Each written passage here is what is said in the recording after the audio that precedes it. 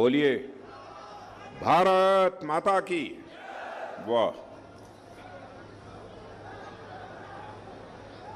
राजा साहब वाह। श्रीमान हरजमन सिंह जी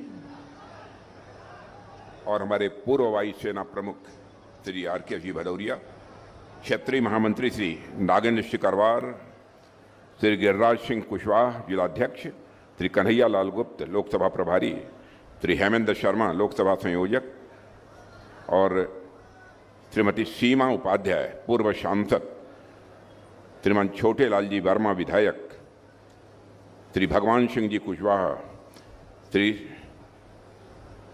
चौधरी उदयभान सिंह जी पूर्व विधायक, श्री महेश जी गोयल पूर्व विधायक, डॉक्टर राजेंद्र सिंह जी पूर्व विधायक, श्री राम सकल जी गुर्जर पूर्व विधायक, श्री जितेंद्र वर्मा, श्री कालीचरण सुमन, श्री मधुसूदन शर्मा और श्रीमान प्रदीप भाटी और यहाँ मौजूद मेरे सभी सम्मानित बहनों एवं भाइयों, इस स्थान पर किसी सार्वजनिक सभा को संबोधित करने के लिए लंबे समय के बाद आप लोगों के बीच में उपस्थित हुआ हूं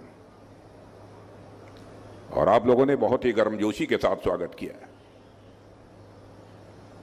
आप लोगों ने फूलों का गुलदस्ता भेंट करके स्वागत किया है, बहुत सारी प्रतिमाएं भी भेंट कर आपने स्वागत किया है, खड़े होकर तालियां बजाकर आपने स्वागत किया है। लेकिन भारत की परंपरा है और शिष्टाचार का तकाजा भी है, स्वागत, अभिनंदन और सलाम दुआ कभी एक तरफा नहीं होना चाहिए।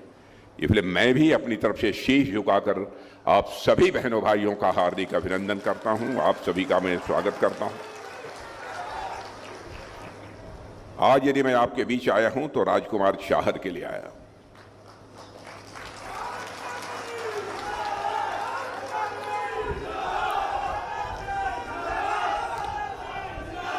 मेरे बहनों भाइयों, राजकुमार चाहर मेरे बहुत प्रिय लोगों में हैं।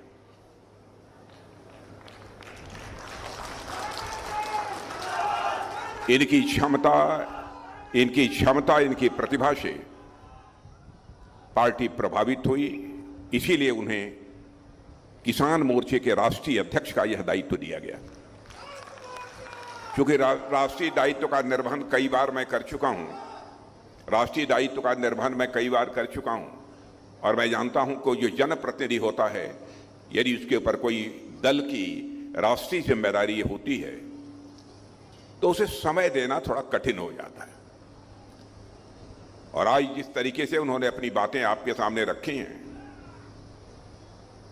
मुझे पूरा विश्वास है कि यदि किसी को किसी प्रकार की गिला, किसी प्रकार की शिकवा यदि राजकुमार चाहर से रही होगी, आज उसे लोग भूल जाएंगे, उसे माफ करेंगे।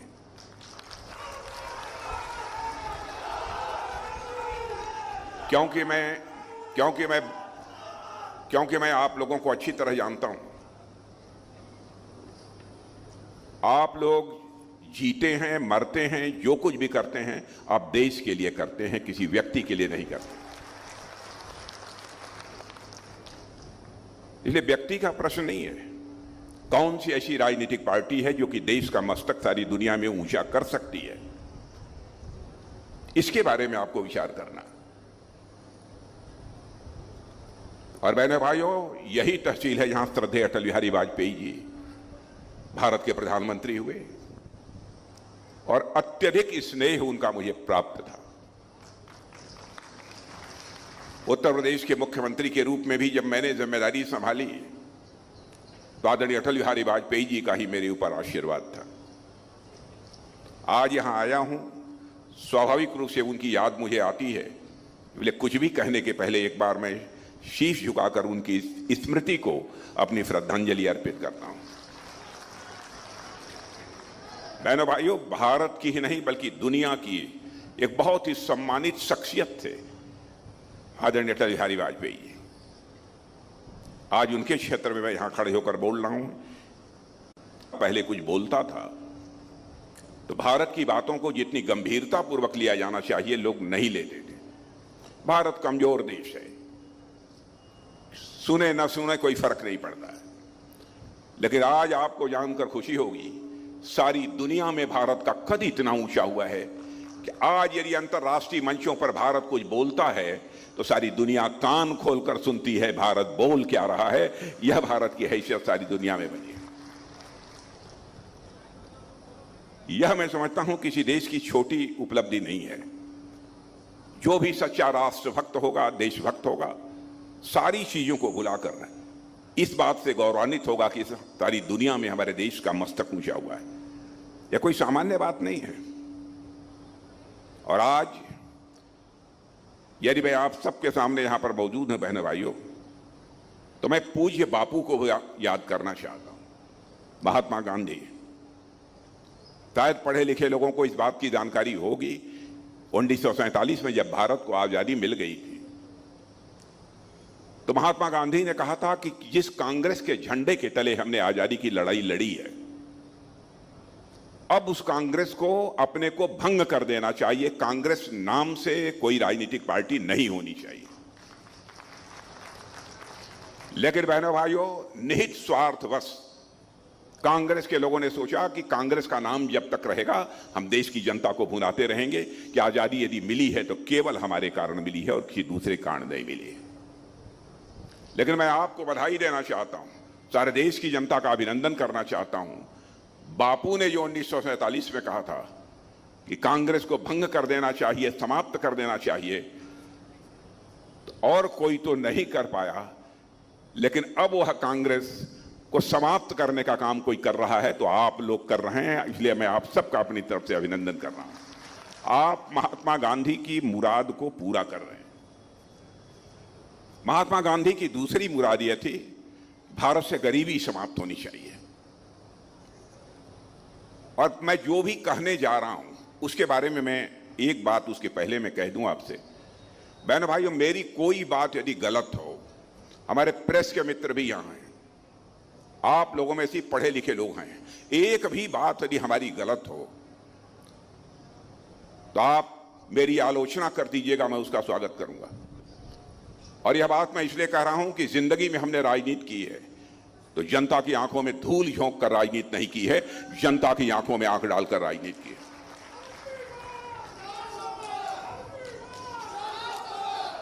पंडित जवाहरलाल नेहरू भारत के प्रधानमंत्री थे। उन्होंने भी कहा था, हमें समर्थन दीजिए, हमारी सरकार बनाइए, हम देश से गरीबी मिटाना चाहते हैं। श्रीमती इंदिरा गांधी जी भी भारत की प्रधानमंत्री बनी, लंबे समय तक प्रधानमंत्री रही, उन्होंने भी कहा कि मैं गरीबी मिटाना चाहती हूं। राजीव गांधी प्रधानमंत्री बने, उन्होंने भी कहा कि हम गरीबी मिटाना चाहते हैं। डॉक्टर मनमोहन सिंह जी प्रधानमंत्री बने, उन्होंने कहा मैं गरीबी मिटाना चाहता हूं। बहनों भाइयों, गरीबी मिटने की बात तो दूर, इतने लंबे समय में तो गरीबी पूरी तरह से समाप्त हो जानी चाहिए थी, नहीं हो पाई, लेकिन कुछ कम तो हुई होती। लेकिन आज मैं सीना ठोक कर कह सकता हूं, यह मैं नहीं कह रहा हूं, दुनिया के बड़े बड़े अर्थशास्त्री जो धन दौलत के मामले में दुनिया के अच्छी जानकारी रखते हैं, अर्थशास्त्री, बहुत बड़ी वित्तीय संस्थाएं जिन्हें अंग्रेजी में फाइनेंशियल फर्म्स कहते हैं, आज वह सब संस्थाएं और यहां तक इंटरनेशनल मॉनेटरी फंड, अंतरराष्ट्रीय संगठन है इंटरनेशनल मॉनेटरी फंड, उसने भी कहा है कि भारत के प्रधानमंत्री ने करिश्मा किया है मेरे बहनों भाइयों कि 8 वर्षों के अंदर भारत में 25 करोड़ लोगों को गरीबी रेखा के बाहर करने में कामयाबी हासिल की है।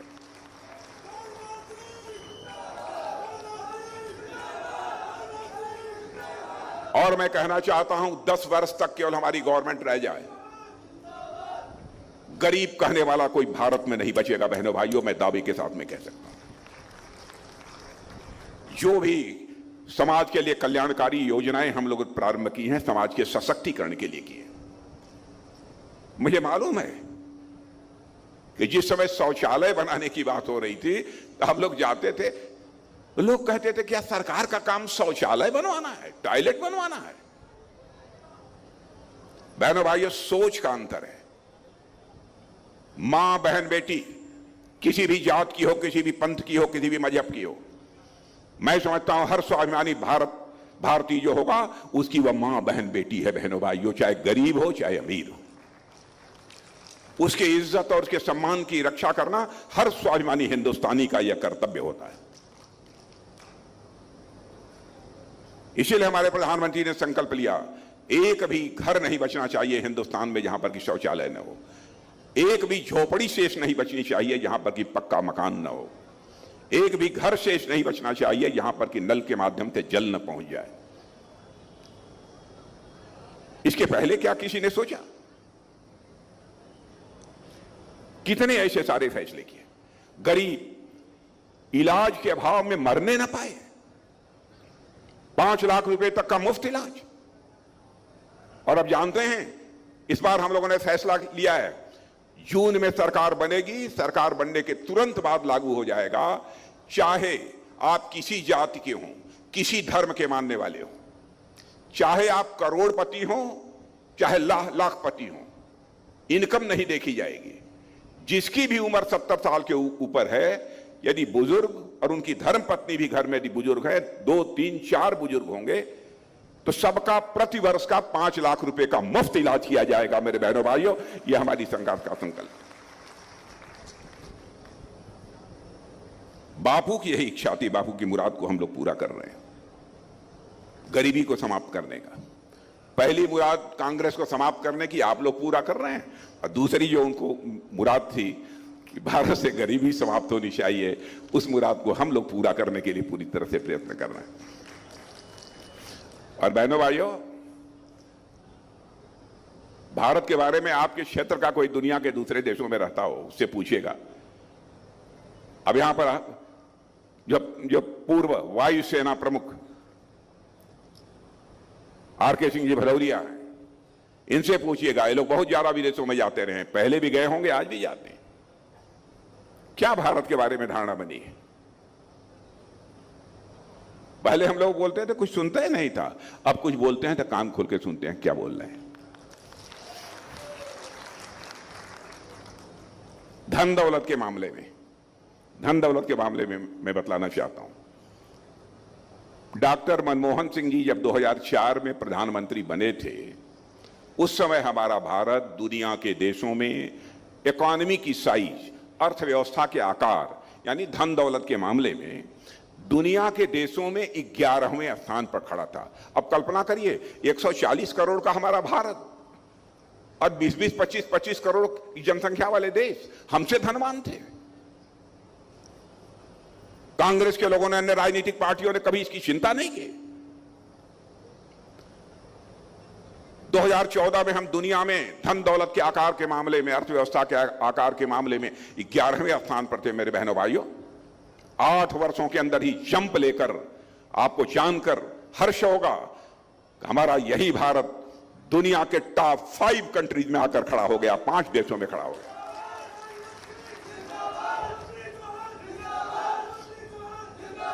और यह भी मतलब नीति आयोग, अंतर्राष्ट्रीय मुद्रा कोष, बड़े बड़े वित्तीय संस्थाएं आज यह दावा कर रही है कि दुनिया में सर्वाधिक तेजी से आगे बढ़ने वाली अर्थव्यवस्था किसी देश की है तो भारत की है।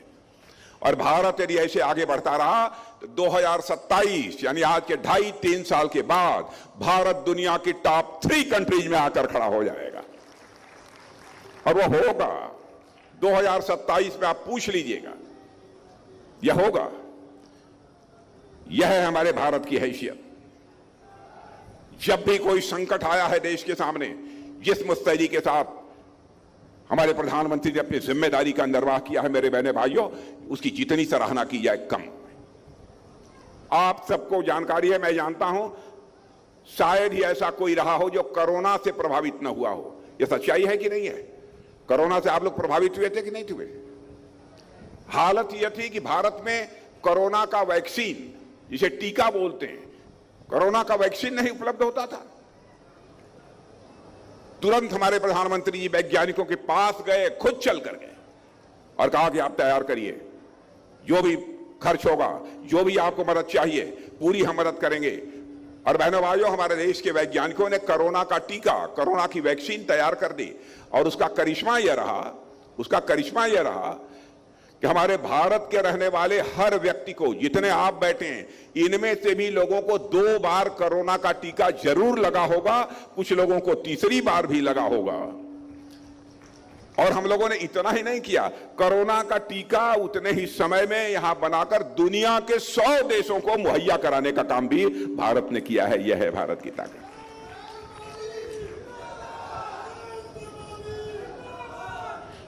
और रूस और यूक्रेन दोनों के बीच इस समय लड़ाई चल रही है। आप लोगों को मालूम है कि नहीं? रूस और यूक्रेन के बीच लड़ाई चल रही है। 2 साल से लड़ाई चल रही है, 2 साल से अधिक समय हो गया। जब लड़ाई प्रारंभ हुई तो बराबर उधर से भी तोप, गोले, मिसाइल रूस की तरफ से भी यूक्रेन पर चलाए जा रहे थे। यूक्रेन भी अपनी तरफ से चला रहा था। लेकिन यूक्रेन में हमारे बहुत सारे भारत के बच्चे, वहां पर कोई मेडिकल की पढ़ाई कर रहा था, कोई इंजीनियरिंग की पढ़ाई कर रहा था, कोई जो है मैनेजमेंट का कोर्स कर रहा था। लगभग ऐसे 24, 25, 26 हजार बच्चे या 30 हजार के आसपास होंगे। उनके माता पिता परेशान हो गए, कहीं ऐसा हो जाए कि हमारे बच्चे जहां रहते हैं वहां मिसाइल गिर जाए, कोई बम गिर जाए, कोई गोला गिर जाए, उनकी जिंदगी के लिए कोई खतरा पैदा हो जाए। तो बहनों भाइयों, उनका प्रतिनिधिमंडल हमारे प्रधानमंत्री से मिला और कहा, मोदी जी चाहे जो भी हो, आंखों में आंसू भर के, चाहे जो भी हो, हमारे बच्चों को आप यूक्रेन से बाहर निकालिए।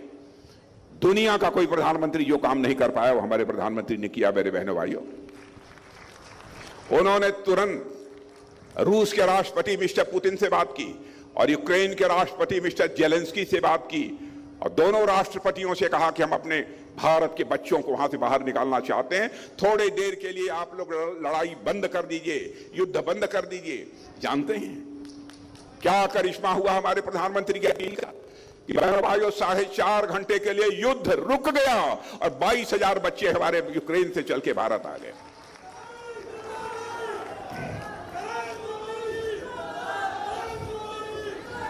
यह है भारत। आतंकवाद की वारदातें भारत में खूब होती थी। यहां तक कि केवल जम्मू कश्मीर में नहीं, महाराष्ट्र में भी, मैंने देश के कई राज्यों में, पंजाब में भी कई राज्यों में आतंकवादी वारदातें हुई। और कांग्रेस के लोग कहते हैं साहब ये तो वारदातें होती रहती हैं, और ज्यादा से ज्यादा करते थे उसकी जांच कराकर डोजियर सौंप देते थे, और ज्यादा से ज्यादा कहते थे कि भाई मैं पाकिस्तान के साथ अब मैच नहीं खेलूंगा। बताइए क्या हो रहा है? क्या था इनके समय में? आतंकवादी वारदात होती थी, नाराजगी व्यक्त करने का तरीका यह था, हे पाकिस्तान तुम्हारे साथ मैं खेलूंगा नहीं। ये तो बच्चों की बात हो गई। लेकिन बहनों भाइयों, आपने देखा होगा हमारे सेना के जवानों ने करके दिखाया है। आर.के. सिंह भदौरिया भी थे।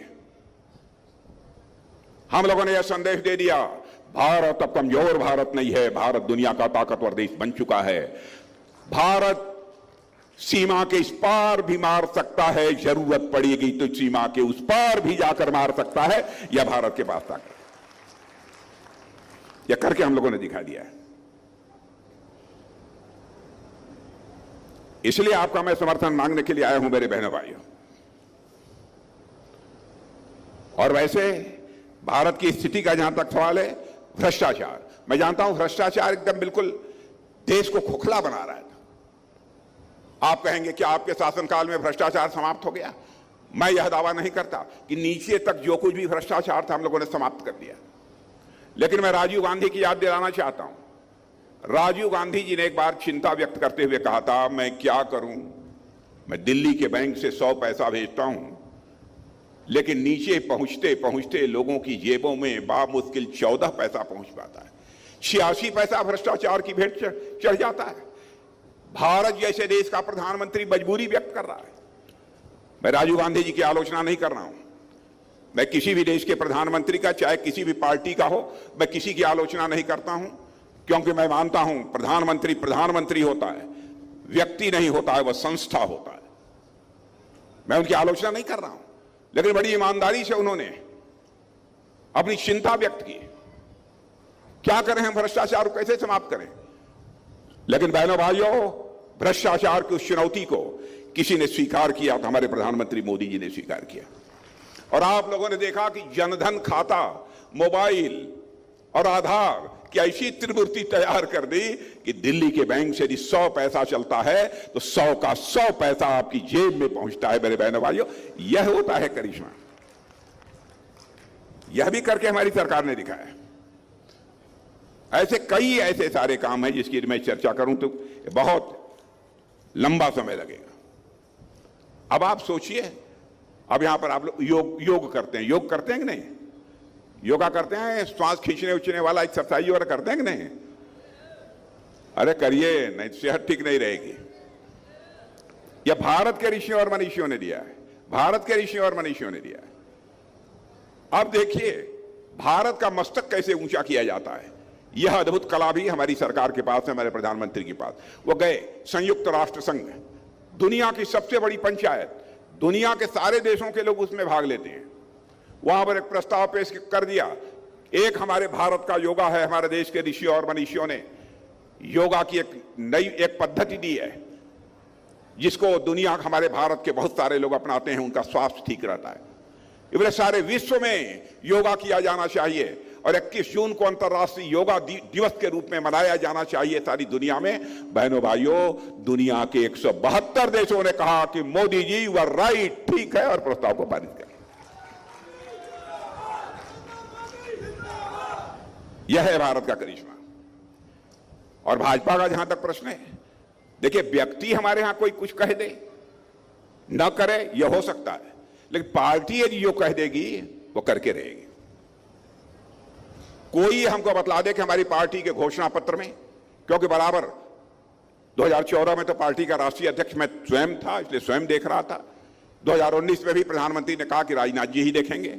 इस बार भी 2024 में उन्होंने कहा चुनावी घोषणा पत्र भी राजनाथ जी ही देखेंगे। बराबर उनको इस बात की चिंता रहती है कि ऐसा ना हो हम कुछ कह दें और करें ना।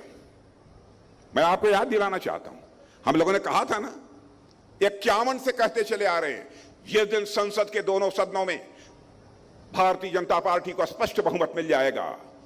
डंके की चोट पर हम जम्मू कश्मीर की धारा 370 को समाप्त करेंगे मेरे बहनों भाइयों, और जम्मू कश्मीर का वही दर्जा होगा जो हिंदुस्तान के अन्य राज्यों का दर्जा होगा। कर दिया। कहा था ना, रामलला हम आएंगे, मंदिर वहीं बनाएंगे।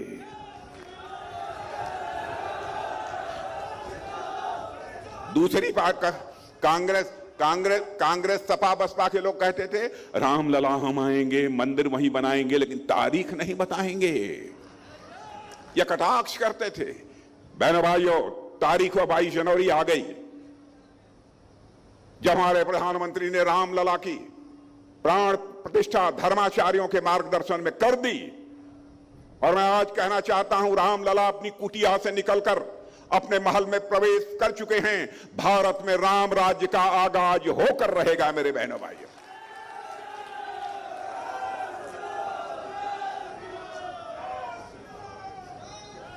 जो हम लोगों ने कहा सब किया है। 3 तलाक की बात थी। कोई कह सकता है दूसरे धर्म के मामलों में क्यों बोलते हैं? क्या मुस्लिम धर्म की मानने वाली माता बहन हमारी माता बहन नहीं है? क्यों न हस्तक्षेप करें? हम लोगों ने कहा यह नहीं हो सकता, आप किसी से शादी करिए और 3 बार तलाक तलाक तलाक बोलकर उसको छुट्टी कर दीजिए। सरकार रहे चाहे भाड़ में जाए। लेकिन बहनों भाई, देश की नारी शक्ति का अपमान यदि कोई करेगा तो अन्य राजनीतिक पार्टियां बर्दाश्त कर लें, भाजपा नहीं बर्दाश्त करेगी। हम लोगों ने चुटकी बजाकर 3 तलाक को भी समाप्त कर दिया। जो कहा था सब कुछ किया और जो कहेंगे सब करेंगे। अब देखिए, अभी भदौरिया जी बतला रहे थे आपको कि भारत कैसे मजबूत भारत हो रहा है। आपको मालूम है, पहले हर चीज छोटी छोटी चीजें दुनिया के दूसरे देशों से मंगाते थे और नट बोल्ट यह सब मिला जुलाकर हम दुनिया के छोटे छोटे देशों को दे देते थे जो कमजोर देश थे। कहते थे हमको 600 करोड़ रुपया का हमने एक्सपोर्ट कर दिया। लेकिन आपको मैं बताना चाहता हूं बहनों भाइयों, अब हम लोगों ने शुरुआत कर दी है। मैं नहीं कहता हूं पूरी तरह से सब कुछ कर लिया है, शुरुआत अच्छी की है और शुरुआत अच्छी हो जाती है तो अंजाम भी उसके अच्छे होते हैं। चाहे तोप हो, बम हो, गोले हो, चाहे मिसाइल हो, चाहे टैंक हो, चाहे हमारे फाइटर एयरक्राफ्ट हो, हम लोगों का संकल्प है ये बनेंगे तो भारत की धरती पर बनेंगे और भारतवासियों के हाथों से बनेंगे।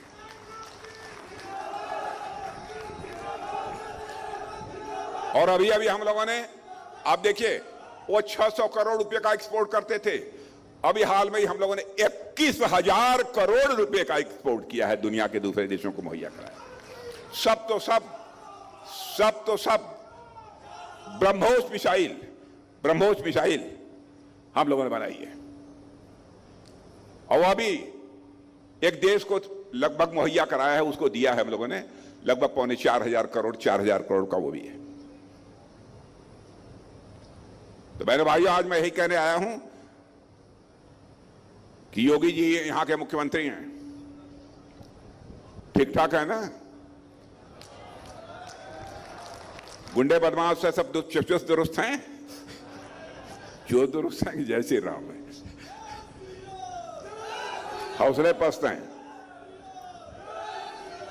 और बहनों भाइयों, मैं योगी जी की सराहना करना चाहूंगा, योगी जी की मैं सराहना करना चाहूंगा, क्योंकि यदि हम किसी भी राज्य का विकास करना चाहते हैं तो कानून और व्यवस्था का चुस्त दुरुस्त होना यह उसकी पहली शर्त होती है, और यहां की कानून और व्यवस्था को चुस्त दुरुस्त करने का काम योगी जी ने किया है। और बड़ी बात जो एक संकल्प लिया है कि उत्तर प्रदेश की अर्थव्यवस्था को $1 ट्रिलियन की बनाएंगे, यह कोई छोटी उपलब्धि नहीं है, बड़ा लक्ष्य निर्धारित किया है। तो आज मैं आपसे कहने आया हूं, आप लोगों ने बड़ी कृपा की, 2014 का चुनाव लोकसभा का था, 17 का विधानसभा, 19 का लोकसभा, 22 का लोकसभा, आप लोगों ने साइकिल का चैन उतार दिया। और इस बार मैं कहने आया हूं कि इस बार कहीं फंसा वसा हो साइकिल का चैन, एकदम उतार दीजिए।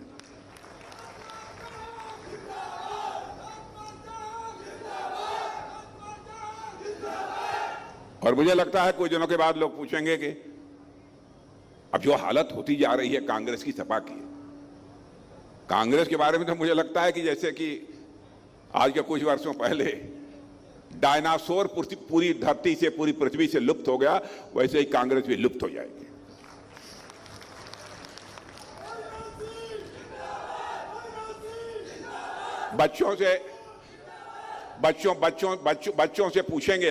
बच्चों से पूछेंगे आप कि कौन कांग्रेस,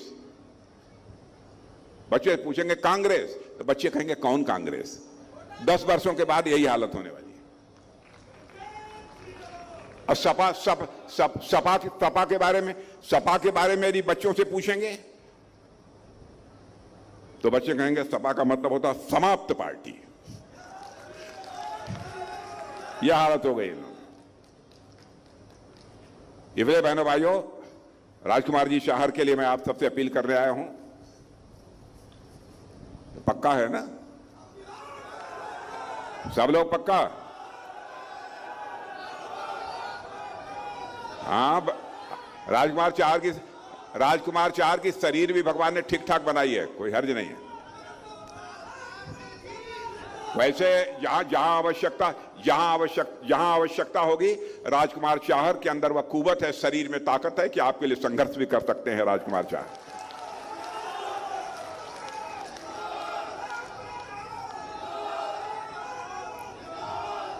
आज आपकी विधायक रानी पक्षालका सिंह जी नहीं आ पाई क्योंकि उनके पिताजी की तबीयत बहुत ही खराब है। इसलिए अन्यथा मत लीजिएगा कि वो नहीं आए, राजा साहब आए हुए हैं। तो बहनों भाइयों, सभी का आशीर्वाद इन्हें प्राप्त है, राजकुमार जी शाहर को। तो मैं मानकर जाऊंगा रिकॉर्ड टूटेगा। पिछली बार कितने से जीते थे? पिछली बार 4,95,000। अच्छा। देखो भैया, सुनो। पिछली बार 4,95,000 से जीते थे। इस बार क्या होगा? हाँ, तो इस बार 5 लाख पार कर दो। तो मैं कहूंगा कि राजकुमार चाहर से कि जब 5 लाख पार हो जाए तो 6 महीना, 8 महीना, 10 महीने के बाद जब कभी फुर्सत मिले, एक बार मुझे फिर से आप बुला लेना।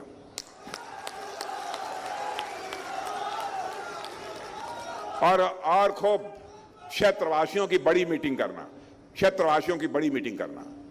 लेकिन उस मीटिंग में यदि मैं आना चाहूंगा राजकुमार चाहर को 5 लाख से अधिक मतों से जीतने के बाद, तो मेरे बहनों भाइयों, मैं अपना स्वागत कराने के लिए नहीं आना चाहूंगा, बल्कि मैं शीश झुकाकर इस क्षेत्र की जनता के प्रति आभार व्यक्त करने के लिए आप लोगों के बीच आना मैं चाहूंगा। आप सबको बहुत बहुत धन्यवाद। बोलिए भारत माता की।